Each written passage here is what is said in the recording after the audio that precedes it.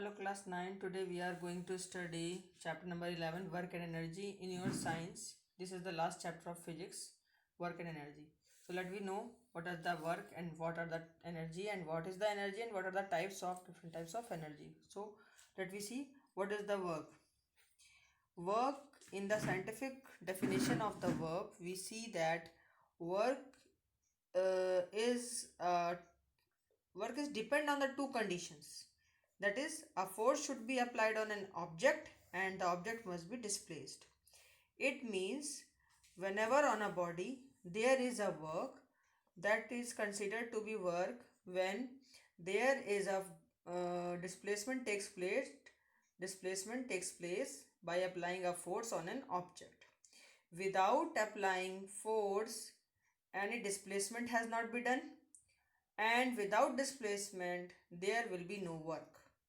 बच्चों, वर्क और में ये आप समझ लीजिए कि हम लोग जनरल भाषा में कहते हैं कि वर्क का मतलब है कि हमने कोई भी काम कर दिया, चाहे हमने बैठे बैठे कर दिया, चाहे हमने खड़े खड़े कर दिया. लेकिन साइंटिफिक लैंग्वेज में, फिजिक्स की भाषा में, वर्क तब तक नहीं होगा जब तक कि आप किसी ऑब्जेक्ट के ऊपर कोई फोर्स अप्लाई करके अगर आप उस वस्तु को उसके स्थान से हटा करके थोड़ी दूरी पर रख देंगे, तभी आपको वो वर्क डन कहलाएगा. जैसे मान लीजिए ये रबर है. अब ये रबर मैंने यहीं पर रखी हुई है, मैंने भले ही इसके ऊपर अपनी उंगली रख दी तो इसकी पोजीशन में कोई चेंज नहीं हुआ, ठीक. लेकिन अगर मैंने इसके ऊपर फोर्स अप्लाई किया और इसको हटा के यहाँ से यहाँ तक रख दिया, ये हटाया, यानी कि इस पोजीशन से हटा करके यहाँ तक रख दिया, तो इसका मतलब है इसकी पोजीशन में, ये मान लीजिए पोजीशन थी P1 और ये P1 से आ गई P2, तो यानी कि ये P1 से P2 तक क्या हुआ, इसका डिस्प्लेसमेंट हुआ, इतनी यहाँ से यहाँ तक ये खिसक गई. तो इसका मतलब है जब मैंने इस ऑब्जेक्ट के ऊपर कोई फोर्स अप्लाई किया और फोर्स अप्लाई करके इसकी पोजीशन को एक पोजीशन से दूसरी पोजीशन पर पहुंचा दिया, तो इसका मतलब है इसके ऊपर वर्क डन हुआ है. अगर ये अपनी पोजीशन चेंज नहीं करती तो इसके ऊपर कोई भी वर्क डन नहीं होता. यानी कि दो कंडीशन अप्लाइड है. एक तो मैं ऑब्जेक्ट के ऊपर फोर्स अप्लाई करूं, दूसरा वो ऑब्जेक्ट खिसक करके अपनी एक जगह से दूसरी जगह जाना चाहिए, तभी इस पर वर्क डन होगा. ओके, तो ये हुआ वर्क डन की परिभाषा. और दूसरी बात ये है कि वर्क डन जो होता है उसमें हमें ये देखना पड़ता है कि इसका जो ऑब्जेक्ट पे जो ये वर्क फोर्स काम कर रहा है, इसका फॉर्मूला हम कैसे बनाएंगे. तो work done is to be equal to the product of the force and displacement, यानी कि जो डिस्प्लेसमेंट हुआ है और जो फोर्स हुआ है उन दोनों का प्रोडक्ट बनाएगा वर्क डन. तो W equal to F into S, जहाँ पर फोर्स F है और डिस्प्लेसमेंट S है. जैसे मान लीजिए एक ऑब्जेक्ट है, ऑब्जेक्ट पर फोर्स लगाया और उसको खिसका के इस पोजीशन से इस पोजीशन तक ले गया, तो इन दोनों के बीच का जो डिस्टेंस है, डिस्प्लेसमेंट है, वो S हुआ. तो W equal to F into S. अब work done by a force acting on an object is equal to the magnitude of the force multiplied by the distance moved in the direction of the force. यानी कि जो force की direction में ही ये object का distance भी होना चाहिए. तो वर्क डन तभी होगा किसी वर्क ऑब्जेक्ट के ऊपर जब तक उस पर फोर्स अप्लाई किया जाएगा और उस फोर्स और साथ में जो उसमें डिस्टेंस उसकी पोजीशन में आया उससे मल्टीपल करके ही हम वर्क डन निकालेंगे. इसका यूनिट क्या होगा, वर्क डन का यूनिट होगा बच्चों the force equal to 1 newton. Force 1 newton होता है, डिस्टेंस मीटर में नापी जाती, तो हम लोग कहेंगे the work done by the force will be 1 newton metre. यानी कि जो वर्क डन होगा वो क्या होगा, 1 न्यूटन इंटू 1 मीटर. तो 1 न्यूटन मीटर जो है, इस पे जो न्यूटन मीटर है ये वर्क डन का हमारा क्या निकलेगा, यूनिट. ओके, और इसको हम लोग दूसरी भाषा में कहेंगे जूल, इसको हम जूल भी बोलेंगे. तो 1 जूल का मतलब क्या हुआ, 1 joule is the amount of work which is done on an object when a force of 1 Newton is applied and displaces the object by 1 meter along the line of action of the force.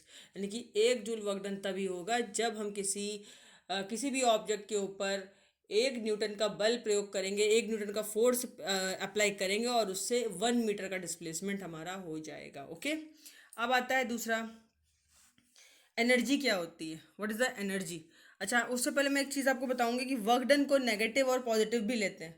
तो work done is negative when the force is applied on the opposite direction of the displacement. मान लीजिए कि जैसे आपने work done apply किया, तो work done negative तब आएगा जब फोर्स जो है उस ऑब्जेक्ट के ऊपर आपने अप्लाई तो किया, लेकिन डिस्प्लेसमेंट अगर इधर हो रहा है और आपने फोर्स इधर को अप्लाई कर दिया, ठीक. तो अपोजिट साइड में अगर आप फोर्स लगा रहे हैं और डिस्प्लेसमेंट इधर को हो रहा है, तो वो नेगेटिव वर्क डन हो जाएगा, ठीक है. और जब दूसरा केस क्या कहता है कि जब वर्क डन पॉजिटिव तब होगा जब फोर्स भी आप उस डिस्प्लेसमेंट के डायरेक्शन में लगा रहे होंगे। ठीक है। जैसे अगर एक सिचुएशन देखिए, मान लीजिए कि आपने यहाँ पर क्या किया कि कोई कार है। अब कार को अगर आपने रस्सी से खींचा तो कार आप खींच रहे तो फोर्स किधर लगा रहे खींचने के लिए, इस साइड में। ठीक। तो रस्सी से फोर्स लगा रहे हैं तो रस्सी से फोर्स लगाने का डायरेक्शन भी इधर ही को है और कार मूव भी इसी साइड कर रही है। ठीक। तो यहाँ पे वर्क डन जो अप्लाई होगा वो कैसा होगा, पॉजिटिव। ठीक है। दूसरी बात कि मान लीजिए एक ऐसी चीज़ है कि आपने वर्क डन जो किया, यानी कि ये कार सपोज बैटरी से चलती थी और ये जो बैटरी से कार चली आ रही है इस डायरेक्शन में, और आपने अपने हाथ से पुश करके इसको इधर से रोक दिया, ऐसे लगा दिया फोर्स रोकने के लिए, तो आपका जो वर्क डन हो जाएगा यहाँ पे क्या हो जाएगा, नेगेटिव। क्योंकि आप कार की तो इधर मूव कर रही है, फोर्स इधर को लग रहा था, आपने इसके अपोजिट साइड में फोर्स लगा के इसको रोक दिया, तो ये नेगेटिव हो जाएगा। ओके। अब आता है कि एनर्जी क्या है। तो an object when raise to a certain height gets the capability to do work. कोई भी ऑब्जेक्ट कोई सर्टेन हाइट तक जाता है तो यानी कि उसके मतलब है कि उसमें कोई ना कोई कैपेसिटी आती है वर्क करने की। और हम वर्क की एनर्जी को तब कहेंगे जब an object have a capacity और capability to do work is said to possess energy. यानी कि किसी भी ऑब्जेक्ट में हम एनर्जी तब बताएंगे जब उस ऑब्जेक्ट के अंदर किसी भी वर्क को करने की कैपेबिलिटी होगी। The object which does the work losses energy. जो ऑब्जेक्ट काम कर रहा है वो एनर्जी को लूज करेगा। And the object on which, और जिस ऑब्जेक्ट पे वो एनर्जी काम करेगी वो ऑब्जेक्ट जो है वो एनर्जी गेन करेगा।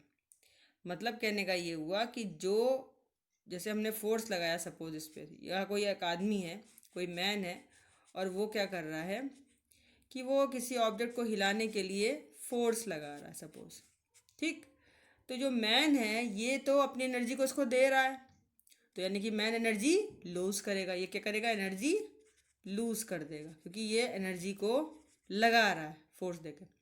और इस ऑब्जेक्ट पे एनर्जी लग रही है तो यानी कि ये ऑब्जेक्ट क्या कर रहा है, ये एनर्जी को गेन कर रहा है। It gains the energy. Okay.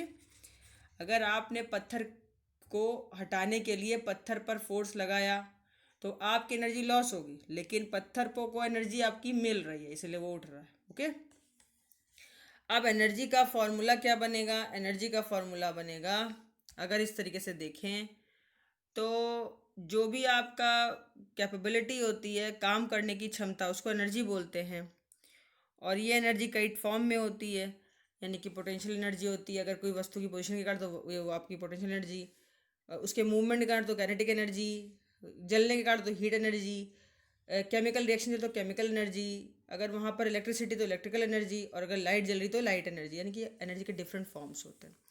Energy को नापने के लिए जो हम लोग यूनिट देते हैं वो कितनी होती है, जूल।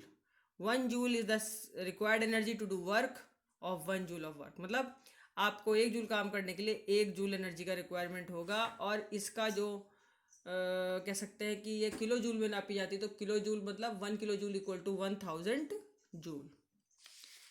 एनर्जी के लिए अलग अलग फॉर्मूले दिए गए। जैसे काइनेटिक एनर्जी की हम बात करेंगे तो काइनेटिक एनर्जी क्या होती है, the kinetic energy of a body moving with a certain velocity is equal to the work done on its make to require that velocity.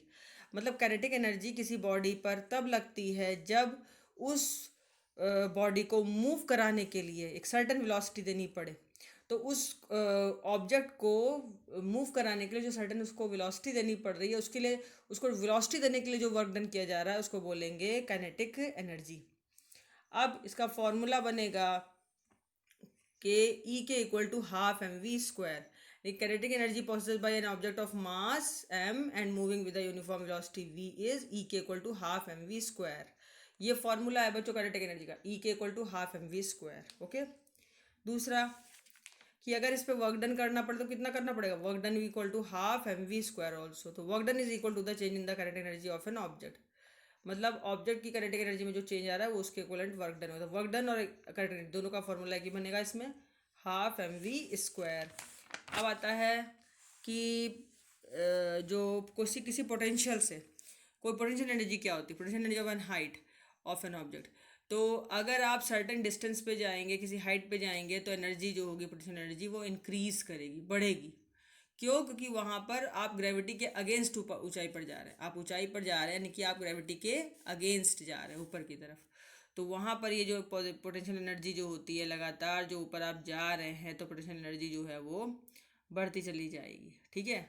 और सर्टेन पॉइंट तक जाते जाते फिर उसके बाद में रुक जाएगी, फिर उसके बाद फिर से घटेगी, नीचे आना शुरू हो जाएगी, ठीक है। तो the gravitational potential energy of an object at a point above the ground is defined as the work done in raising it from the ground to that point against gravity. मतलब किसी भी ऑब्जेक्ट को अगर आपने किसी certain height तक उछाला, उछालने के बाद में जो उसको उछालने में एनर्जी लगी है, ठीक है, एक सर्टेन हाइट तक जाने के बाद में वो एज इट इज़ अपनी पोजीशन पे बना रहेगा, तो वो कहलाएगा ग्रेविटी के अगेंस्ट, यहाँ पर कहलाएगा पोटेंशियल एनर्जी। पोटेंशियल एनर्जी का फॉर्मूला बनेगा जब बच्चों W equal to mgh, force into displacement. तो हाइट डिस्प्लेसमेंट हुआ h और इसका भार W mg, तो mgh, तो यानी कि ये जो फॉर्मूला बनेगा, ये पोटेंशियल एनर्जी का फॉर्मूला बनेगा E equal to EP equal to mgh, E potential यानी कि potential energy equal to mgh। तो हम इसको कह सकते हैं कि since work done on the object is equal to the mgh, किसी भी ऑब्जेक्ट के ऊपर, कोई रखा हुआ ऑब्जेक्ट है, कोई भी ऐसा स्थिर ऑब्जेक्ट रखा हुआ है, तो उसके ऊपर जो वर्क डन होगा वो mgh के इक्वलेंट होगा, यानी कि an energy equal to mgh unit is gain by the object, यानी कि उस ऑब्जेक्ट के द्वारा कोई एनर्जी गेन की जा रही है, तो कितनी हो रही है, वो mgh के बराबर हो रही है। ये है पोटेंशियल एनर्जी का फॉर्मूला। अब आता है कि अगर हम कहें कि किसी सर्टेन लेवल तक कोई ऑब्जेक्ट जा रहा है, किसी हाइट तक, तो उसमें जो एनर्जी गेन होती है वो क्या कहलाती है, पोटेंशियल एनर्जी, ठीक है। और कुछ इसमें, यानी कि जो पोटेंशियल एनर्जी होती है वो ग्रेविटी पर डिपेंड करती है। अगला क्या है, law of conservation of energy. Law of conservation of energy आपकी न्यूटन की फर्स्ट लॉ के अकॉर्डिंग है। लॉ ऑफ कंजर्वेशन ऑफ एनर्जी कहती है energy can only be converted from one form to another form, it can neither be created nor be destroyed, the total energy before and after the transformation remain the same. ये कहती है कि जो energy होती है ना तो उसको बनाया जा सकता है, ना उसे ख़त्म किया जा सकता है, ना उसे समाप्त किया जा सकता है, ना उसे बनाया जा सकता है। एनर्जी कभी भी मरती नहीं है, एनर्जी कभी भी बनती नहीं है, एनर्जी हमेशा किसी भी ऑब्जेक्ट की उसमें कंजर्व रहती है। वो खाली अपना स्वरूप चेंज करती है, अपना रूप चेंज करती है, वो एक फॉर्म से दूसरे फॉर्म में खाली चेंज होती रहती है। यानी कि टोटल एनर्जी है वो किसके बराबर होती है, potential energy plus kinetic energy, ये इक्वल टू कांस्टेंट, यानी कि पोटेंशियल एनर्जी mgh और kinetic energy half mv square, it means it equal to constant, और ये कांस्टेंट हमेशा बनी रहेगी। यही कांस्टेंट एनर्जी कहलाती है मैकेनिकल एनर्जी। तो sum of the kinetic energy and the potential energy of an object is a total mechanical energy, यानी कि टोटल मैकेनिकल एनर्जी के बराबर होता है। यानी कि आप पोटेंशियल एनर्जी को और काइनेटिक एनर्जी को जोड़ देंगे तो क्या बनेगा, ये बनेगा टोटल मैकेनिकल एनर्जी। अब हम आते हैं पावर पर। तो rate of doing work, rate of doing work on any object that is called as power. Power measures the speed of work done, आप कितनी स्पीड से काम करते हैं, the rate of work done on any object it is called as power. Power is different the rate of doing work on the rate of transfer of energy. Power equal to work upon time, P equal to W by T, इसका unit क्या था, what, और इसको 1 what जो है ये 1 work done का joule होता है, टाइमिंग टी का सेकंड होता है, तो 1 जूल पर सेकंड हो जाएगा। तो हमें इसके दो यूनिट मिलते हैं, एक वॉट मिलता है और दूसरा क्या मिलता है, 1 जूल पर second, 1 joule second minus 1, okay. 1 what में आप इसको किलो वॉट में भी देखते हैं, 1 kilo watt equal to 1000 watt, 1 kilo K W equal to 1000 watt, और 1 किलो वॉट इक्वल टू आप निकाल सकते हैं 1000 जूल पर सेकंड। बात एक ही है।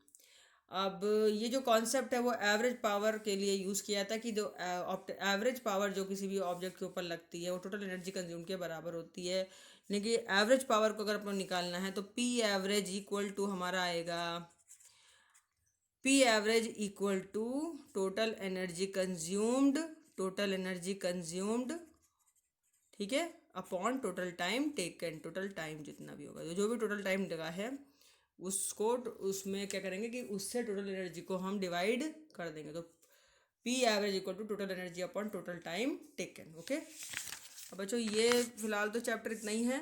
हाँ, कमर्शियल यूनिट देखते हैं एनर्जी की कितनी है। देखिए मैंने आपको बताया एनर्जी इक्वल टू होता है P into T, power into timing, और यहाँ पर पावर जो है वो work done upon time taken के बराबर है। जो एनर्जी का यूनिट हम निकालते हैं वो हम निकालते हैं किलोवाट आवर में।